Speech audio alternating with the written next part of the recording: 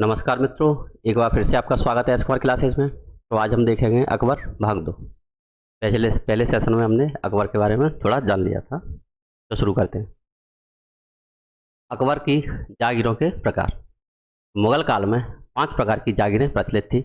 हम जो अकबर की नीति पढ़ रहे हैं, लेकिन ज़्यादातर जितनी भी किताबें हैं उनमें जो मुगल नीति थी जो अकबर ने लागू की थी, वही प्रथा अंत तक रही थी। तो इसलिए उन्होंने सभी राजाओं को जिसने भी जो बदलाव किए थे उनको इसी में दिखाया गया है। तो ज़्यादातर चीज़ों को हम अकबर के समय में ही पढ़ लेंगे। जो फिर आगे जहांगीर, शाहजहाँ, औरंगजेब होंगे, इनके सभी को एक ही वीडियो में लेके आएंगे, क्योंकि इनके बारे में ज़्यादातर जानकारी हमें इसी में मिल जाएगी। देखते हैं। पहली तनख्वाह जागीर, दूसरी इनामी जागीर, तीसरी मदद मास जागीर, चौथी वतन जागीर तथा 5वीं अल तमगा जागीर।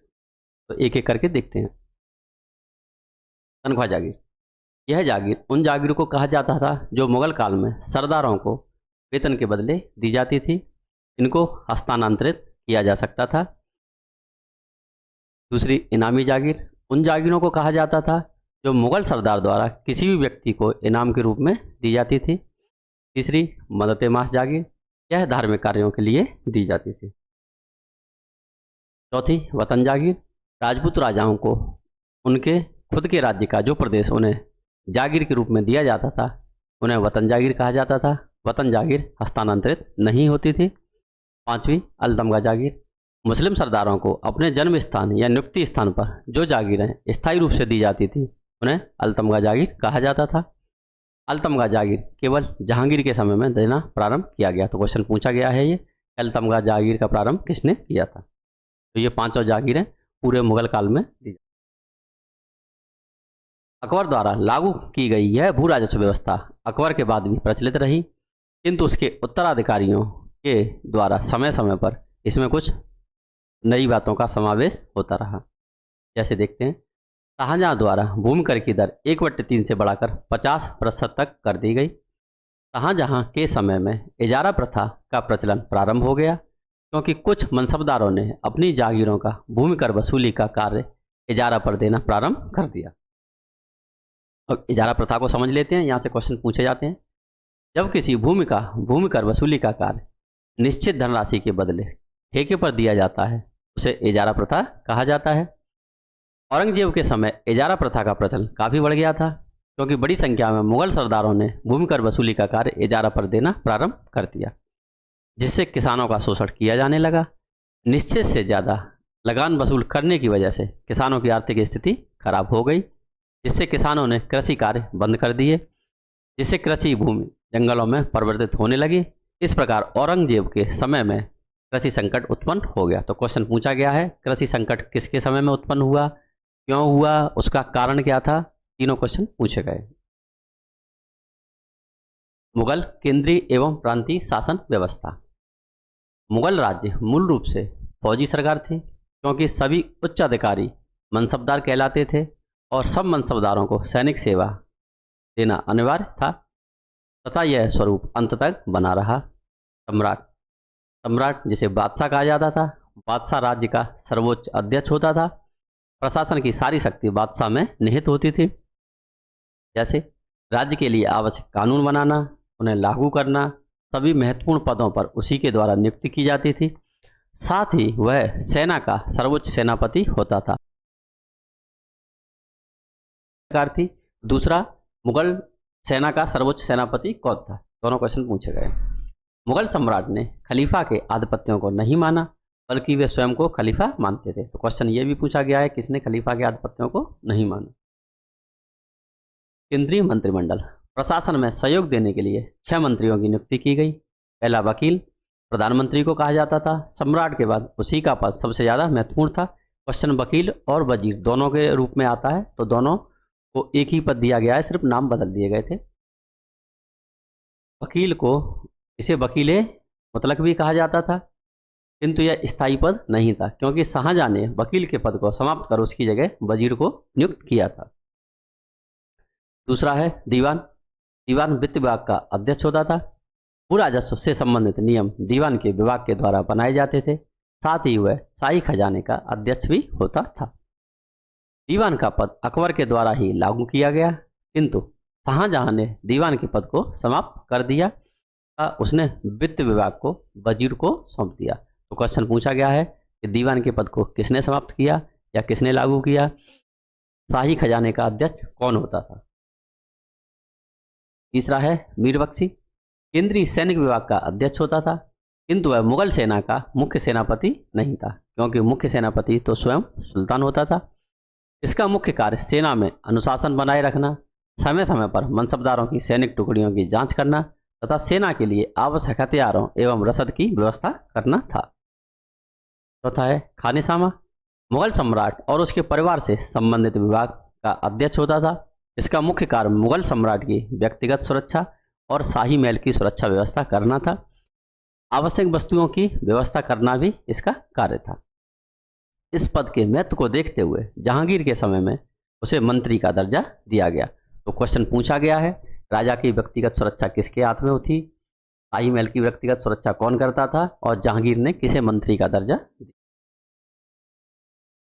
पांचवा है सद्रोज सुदूर। धर्म एवं दान विभाग का अध्यक्ष होता था।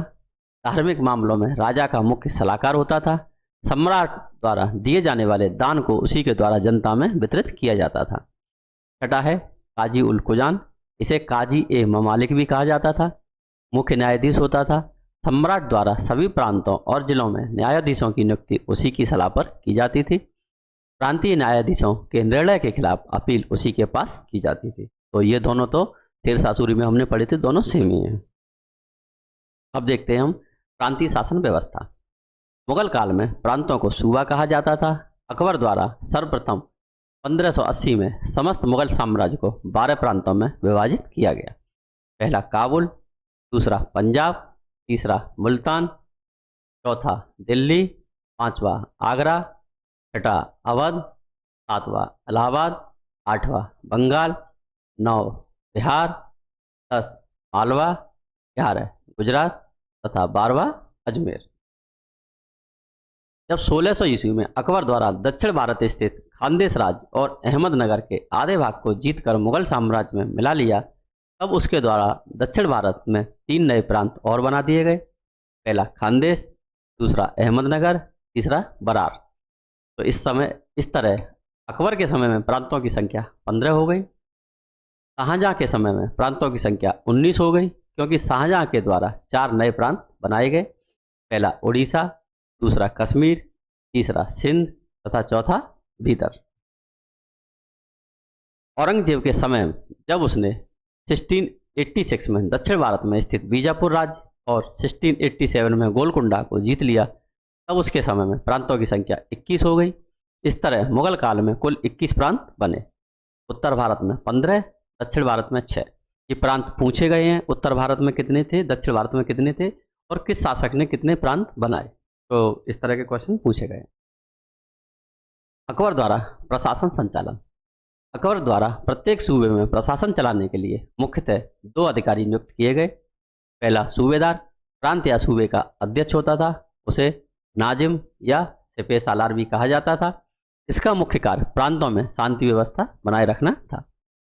दूसरा दीवान, भू राजस्व विभाग का अध्यक्ष होता था। साथ ही प्रांतीय खजाना भी उसी के अधिकार में होता था। तो ये क्वेश्चन पूछा गया है कि प्रांतीय खजाना का अध्यक्ष कौन होता था। अकबर ने अपनी प्रांतीय व्यवस्था में नियंत्रण एवं संतुलन का सिद्धांत लागू किया, जिसके अंतर्गत सूबेदार एवं दीवान एक दूसरे की गुप्त जानकारी समय समय पर अकबर को देते थे। उसने दीवान को सूबेदार का अधीनस्थ अधिकारी न बनाकर एक स्वतंत्र अधिकारी बनाया। तो ये क्वेश्चन पूछा गया है कि दीवान अधीनस्थ अधिकारी था या स्वतंत्र था।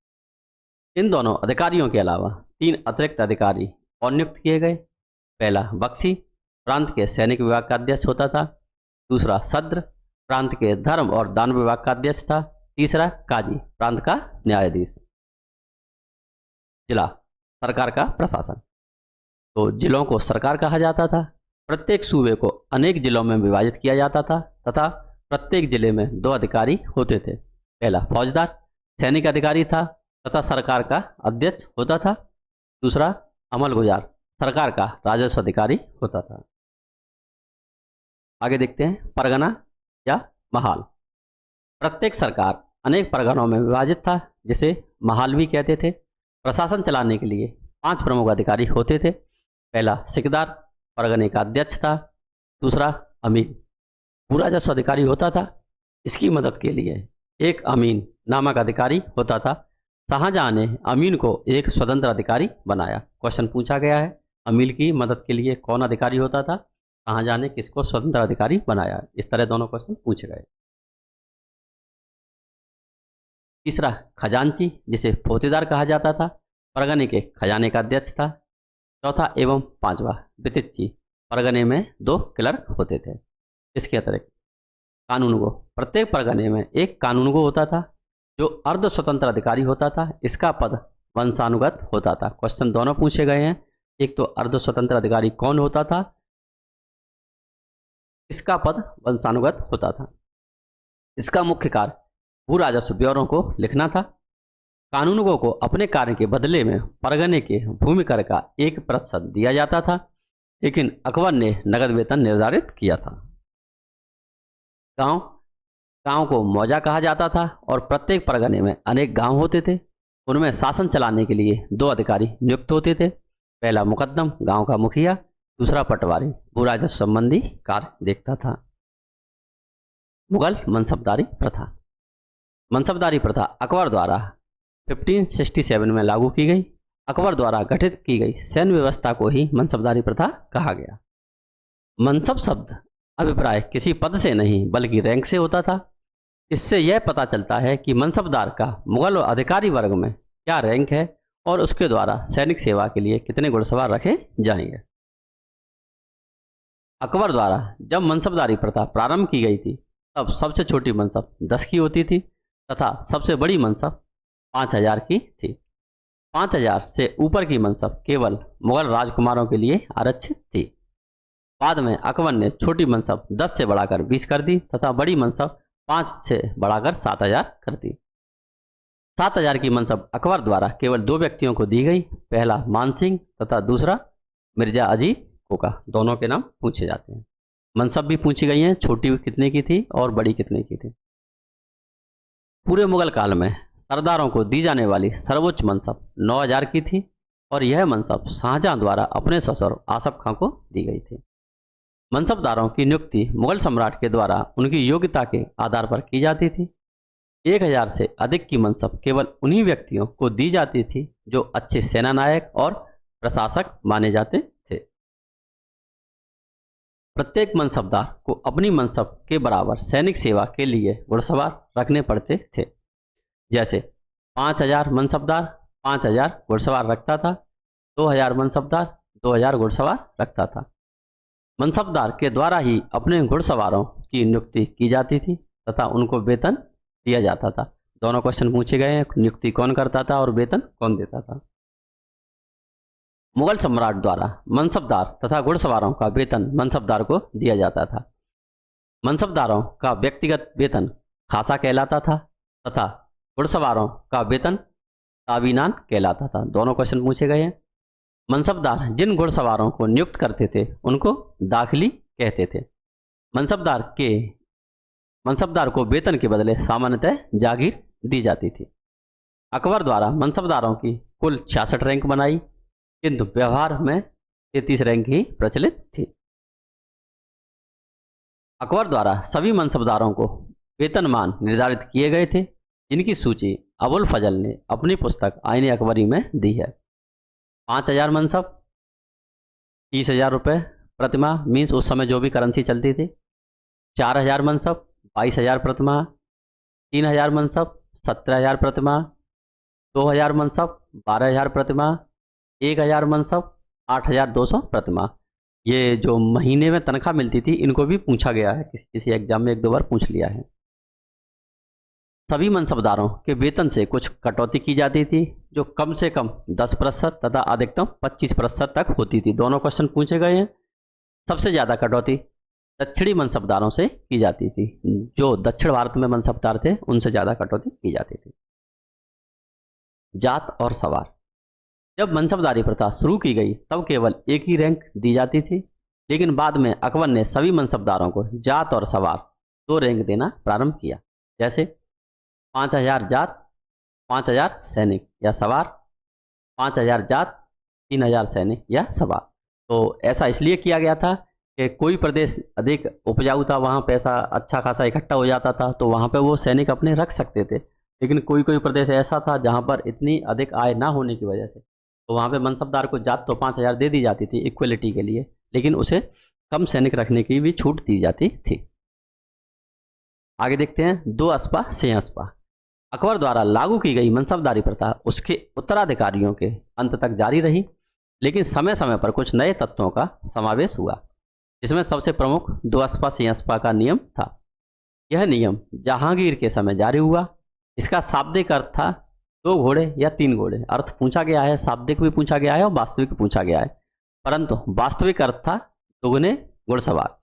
यह मनसबदार की रैंक सवार में जोड़ दी जाती थी। जैसे 5,000 जात, 5,000 सवार, आगे लगा दिया जाता था 2 अस्पा से अस्पा। इसका मतलब था कि जात 5,000 है, लेकिन सवार दोगुने रखने होंगे, मीन्स 5,000 की जगह 10,000 सवार हो जाते थे। अच्छा, जिसकी जितनी अच्छी रैंक होती थी, 2 अस्पा से अस्पा लगा होता था, उसे उतना ही सम्मान दिया जाता था, क्योंकि उसके पास उतने ही अधिक सैनिक होते थे। तो ये भी एक प्रथा थी। मनसबदारी प्रथा के दोष। जागीरदारी संकट। शाहजहां के समय सीमित मात्रा में मनसबदार नियुक्त हुए, परंतु औरंगजेब के समय इतनी अधिक संख्या में मनसबदार नियुक्त किए कि उनके लिए दी जाने वाली जागीर भूमि समाप्त हो गई। इसी को जागीरदारी या मनसबदारी संकट कहा गया। अकबर के समय में मनसबदारों की संख्या 1043 थी।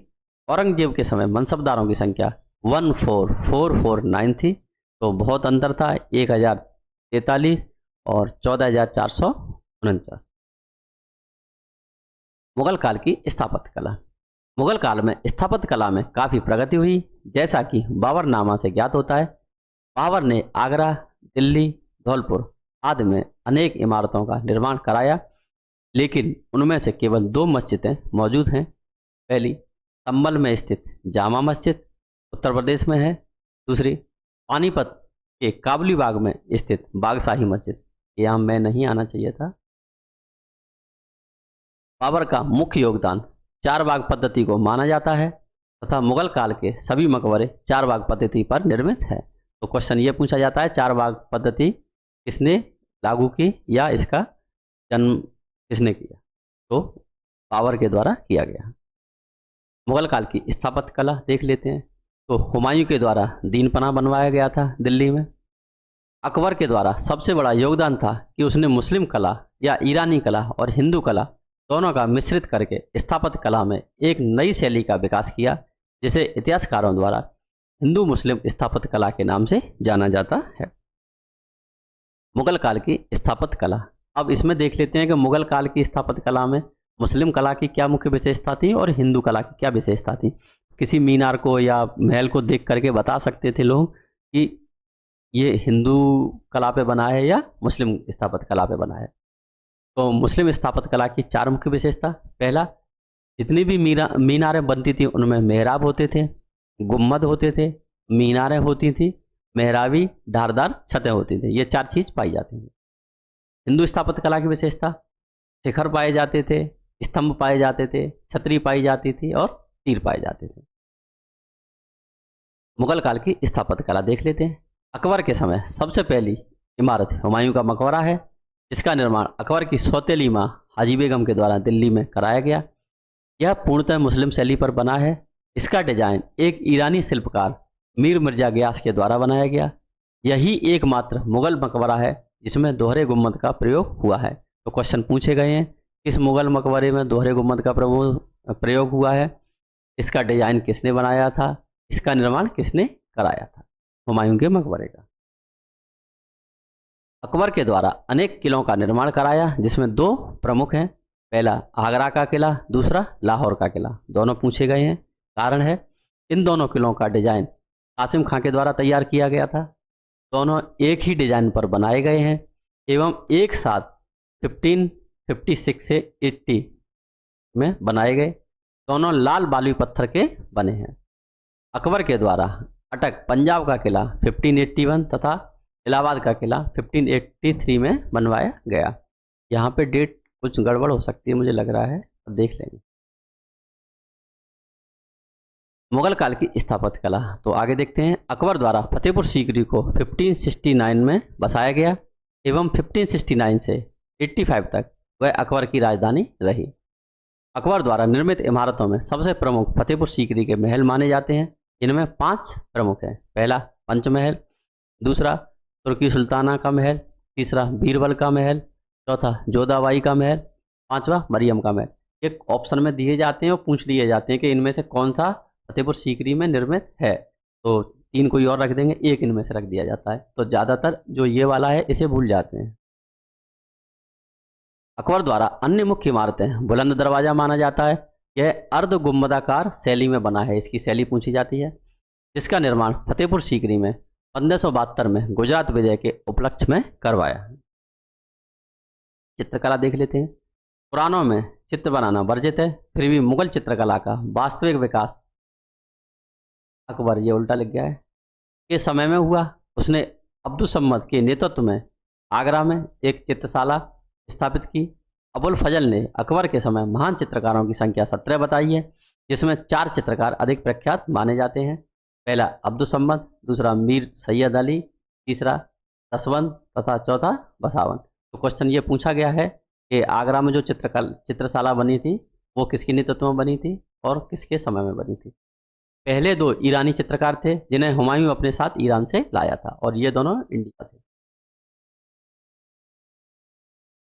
अकबर ने अब्दुसम्मद को सीरी कलम की उपाधि दी थी। क्वेश्चन पूछा गया है। चित्रकारों द्वारा मुख्यतः 3 तरह के चित्र बनाए गए। पहला छवि चित्र, राजा बैठे होते थे उनके चित्र बना दिए जाते थे, उन्हें छवि चित्र कहा जाता था, जैसे राज दरबार का चित्र, ऐसे चित्र। दूसरा चित्रित ग्रंथ, रामायण, महाभारत, बाबरनामा आदि की चित्रित लिपियाँ, फोटो लगा दिए जाते थे, उनको चित्रित ग्रंथ कहा जाता था। तीसरा भित्ति चित्र, फतेहपुर सीकरी के महलों की दीवार पर अनेक चित्र बनाए गए, तो जो दीवार पर चित्र बनते हैं उन्हें भित्ति चित्र कहा जाता है। अकबर की राजपूत नीति। अकबर ने राजपूत राज्यों के प्रति उनको मुगल साम्राज्य में मर्ज न करके उनके प्रति उदारता और सहयोग की नीति का अनुसरण किया, जिसके 4 प्रमुख कारण थे। पहला, अफगानों की शक्ति को कुचलने के लिए राजपूतों का सहयोग प्राप्त करना। दूसरा, मुगल अमीर वर्ग पर नियंत्रण बनाने के लिए राजपूतों का सहयोग प्राप्त करना। तीसरा, मुगल साम्राज्य के स्थायित्व के लिए स्थानीय राजनीतिक शक्तियों का सहयोग। तथा चौथा, अकबर राजपूतों की वीरता और स्वामी भक्ति से काफी प्रभावित था। जब राजपूत राजाओं ने उसकी आधीनता स्वीकार कर ली, तब उसने उनके राज्य वापस लौटा दिए तथा उन्हें आंतरिक प्रशासन में पूर्ण स्वतंत्रता प्रदान की। राजपूत राजाओं को महत्वपूर्ण पदों पर नियुक्त किया तथा उन्हें बड़ी बड़ी मनसबें प्रदान की, जैसे भगवंत दास को पंजाब का गवर्नर बनाया, मान सिंह को बिहार एवं बंगाल का गवर्नर बनाया तथा राय सिंह को जोधपुर का गवर्नर बनाया। अकबर के समय 6 राजपूत राज्य थे: मेवाड़, आमेर, जोधपुर, बीकानेर, जैसलमेर तथा बूंदी। कुछ राजपूत राज्यों ने बिना किसी विरोध के अधीनता स्वीकार कर ली। अब एक एक करके देखते हैं, क्वेश्चन पूछे जाते हैं। पहला कौन सा राज्य था? तो आमेर पहला राज्य था। यहाँ का शासक राव भारमल ने 1562 में अधीनता स्वीकार की तथा अपनी पुत्री हरकाबाई का विवाह किया, जिसे अकबर ने मरियम उस जमानी की उपाधि दी है। अकबर जब अजमेर जा रहा था तो उस समय किया गया था, और जयपुर के पास जो झील है, सांवर झील कहते हैं जिसे, उसी के किनारे पर इसका विवाह किया गया था। दूसरा राज्य बीकानेर था, जहाँ का शासक राव कल्याणमल 1570 में नागौर दरबार में उपस्थित होकर अधीनता स्वीकार कर ली। क्वेश्चन पूछा गया है, नागौर दरबार में किसने अधीनता स्वीकार की थी? तीसरा बीकानेर राज्य था 1570 में, जहाँ के शासक हर्राय बाटी ने अधीनता स्वीकार कर ली। अकबर ने चित्तौड़ को महाराजा राणा प्रताप के पास अपने 3 मंत्रिमंडल भेजे। अकबर चित्तौड़ से भी अधीनता स्वीकार करवाना चाहता था। हुआ ये था कि लगभग सारे राजस्थान ने अधीनता स्वीकार कर ली थी, चित्तौड़ ही एकमात्र ऐसा राज्य बचा था जो अधीनता स्वीकार नहीं कर रहा था। तो चारों तरफ से राणा के ऊपर भी दबाव था। मानसिंह पहला था जिसे भेजा था अकबर ने राणा प्रताप को समझाने के लिए। दूसरा भगवंत दास था तथा तीसरा राजा टोडरमल था। राणा ने अधीनता स्वीकार नहीं की। 1576 में मानसिंह के नेतृत्व में हल्दी घाटी का युद्ध हुआ, जिसमें मानसिंह विजय हुआ। उसके बाद राणा प्रताप ने छापामार युद्ध की नीति को अपनाया। तो यहाँ बाद होना चाहिए। मेवाड़ के बाद अकबर को मारवाड़ का विरोध झेलना पड़ा। तो यहाँ मारवाड़ होना चाहिए था। कि शासक मालदेव की मृत्यु के बाद उसका छोटा बेटा चंद्रसेन, नाम इंपोर्टेंट है, गद्दी पर बैठा, जिसने अकबर की आधीनता स्वीकार नहीं की। 1581 में चंद्रसेन की मृत्यु के बाद जोधपुर को चंद्रसेन के बड़े भाई उदय सिंह को सौंप दिया गया। उदय सिंह ने अपनी बेटी जगत गोसाई का विवाह सलीम के साथ किया, जिसे जोधाबाई के नाम से जाना जाता है। दक्षिण भारत भेजा। 1565 में अहमदनगर, बीजापुर और गोलकोंडा की संयुक्त सेनाओं ने मिलकर विजयनगर को जीत लिया था। कुछ दिनों बाद तीनों में फिर से आपस में झगड़ा होने लगा। अहमदनगर और बीजापुर दोनों आपस में सोलापुर पर कब्जा करने के लिए झगड़ने लगे। क्वेश्चन पूछा गया है दोनों किस लिए झगड़े थे। सोलापुर की जमीन उपजाऊ थी, तो इस वजह से इस पर कब्जा करना चाहते थे। कारण भी पूछा गया है कि क्यों चाहते थे। तो यहाँ की जमीन उपजाऊ थी, पैदावार अच्छी होती थी। 1576 में खानदेश को जीता। 1596 में बरार ने अधीनता स्वीकार कर ली तथा 1600 में अहमदनगर में मुगल छावनी बना दी गई। अकबर का संगीत काल। अकबर के काल में उसके दरबार में हिंदू, तुरानी, फारसी, कश्मीरी संगीतकारों का राजाश्रय मिला, मतलब रहते थे। अकबर ने बायजीत, जिसे बाज बहादुर के नाम से जाना जाता है, को 2000 की मनसब भी दी थी। अकबर स्वयं वाद्य यंत्र नक्कारा का बेहतरीन वादक था। क्वेश्चन पूछा गया है अकबर कौन सा वाद्य यंत्र बजाता था। उसने लाल कुलवंत नामक गायक से हिंदू गायन का ज्ञान प्राप्त किया था। तो क्वेश्चन ये भी पूछा गया है कि उसे हिंदू संगीत के गुरु कौन थे। अकबर के दरबार में प्रसिद्ध संगीत तानसेन रहते थे। अब थोड़ा तानसेन के बारे में समझ लेते हैं। इनका जन्म ग्वालियर में हुआ था। इनका मूल नाम रामतनु पांडे था। इनके गुरु स्वामी हरिदास थे। अकबर इनकी कुटिया में संगीत सुनने जाया करता था, मीन स्वामी हरिदास की कुटिया में।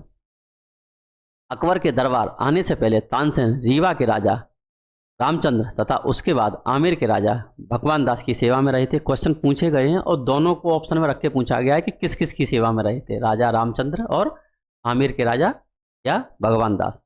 आमेर के राजा भी लिख देता है कभी कभी, भगवान दास नहीं लिखता है। तानसेन ने ध्रुपद गायन शैली का विकास किया। तानसेन ने रुद्र वीणा का विकास किया। अकबर ने इन्हें मिर्जा की उपाधि दी एवं कंठभरण वीणा विलास की उपाधि प्रदान की। 1889 में इन्हें ग्वालियर में मोहम्मद गौस के मकबरे के समीप दफनाया गया। इन्होंने इस्लाम धर्म को ग्रहण किया था। तो क्वेश्चन ये भी पूछा गया है इन्हें कौन कौन सी उपाधि दी गई थी और ये किसके मकबरे के पास दफनाए गए। धन्यवाद। अगर वीडियो पसंद आए तो लाइक करें, शेयर करें तथा सब्सक्राइब करें और हमारा मनोबल इसी तरह बढ़ाते रहें। धन्यवाद।